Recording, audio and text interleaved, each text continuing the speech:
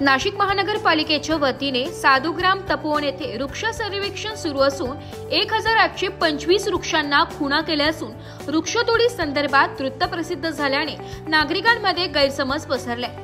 प्रथम केवळ वृक्ष सर्वेक्षण करून जे वृक्ष बांधकाम बाधित होणार असेल आणि ज्या वृक्षांचे वय 10 वर्षापेक्षा कमी आहे तसेच छोटे झुडपे आहेत तेच तोडली जाणार आहेत। अधिक काळाचे जुने वृक्ष जतन केले जाणार असून 10 वर्षांपेक्षा कमी वयाचे वृक्ष तोडल्यास तितक्या वयाच्या संख्येचे वृक्षारोपण नियमानुसार मनपा उद्यान विभागाच्या माध्यमातून केले जाणार आहे। उदाहरणार्थ 7 वर्षांचे झाड तोडल्यास 7 नवीन झाडे वृक्षारोपण करणार आहे। मनपा तपोवन परिसरातील झाडे वाचवण्यासाठी कटिबद्ध आहे। सिंहस्थ कुंभमेळा यशस्वीपणे पार पाडण्यासाठी मनपाने विकास कामे हाती घेतली असली तरी जुने वृक्ष जतन करण्याची जबाबदारी प्रथम मनपाची आहे। मनपाच्या वतीने आवाहन करण्यात आले की कुठल्याही अफवांवर विश्वास ठेवू नका, वृक्ष वाचवणे संवर्धन करणे ही मनपाची जबाबदारी आहे। नमस्कार, मी करिश्मा नायर, अतिरिक्त आयुक्त नाशिक महानगरपालिका।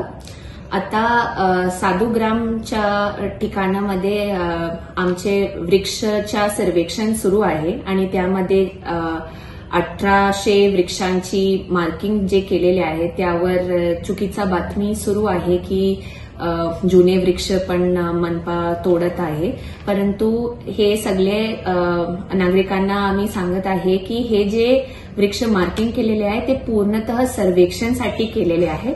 आता ह्यापैकी जे वृक्ष बांधकाम बाधित होणार आहे आणि असं वृक्ष ज्यांचे वय 10 वर्षपेक्षा कमी आहे, जे मागच्या कुंभमेळा पासून नवीन ह्या कुंभमेळ्यामध्ये आलेले आहे, ते झुडपे आहे, ते विदेशी प्रजातीचे आहे, तसंच झाड आम्ही पाडणार आहे।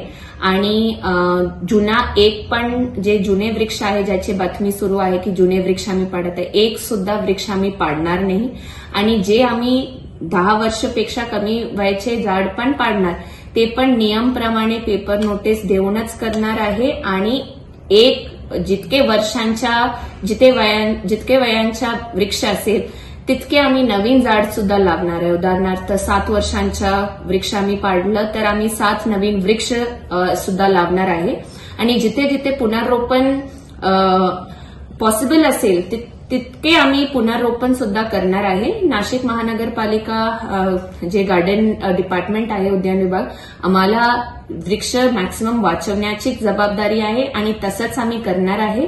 सिंहस्थ कुंभमेळ्यामध्ये जे बांधकामासाठी आवश्यक वृक्ष असेल आणि जे त्या वयाचे असेल, जे मी आता म्हटलेल्या, फक्त आम्ही तसंच वृक्ष पाडणार आहे। सगळे नाशिकरांना हे आव्हान देते की जास्तीत जास्त वृक्ष आम्ही वाचवणारच आहे आणि जे आपल्याला पाडायचं आहे त्याची पण आम्ही पुनर्रोपण किंवा नवीन वृक्ष लावणारच आहे। तर सगळ्यांना मी विनंती सुद्धा करते की अफवा ऐकू नका आणि आपला मनपा जे आहे ते वृक्षांसाठी आणि कुंभमेळा दोघांचा बॅलन्स करण्यासाठीच आहे। धन्यवाद। ब्युरो रिपोर्ट, नाशिक लोकशाही न्यूज, नाशिक।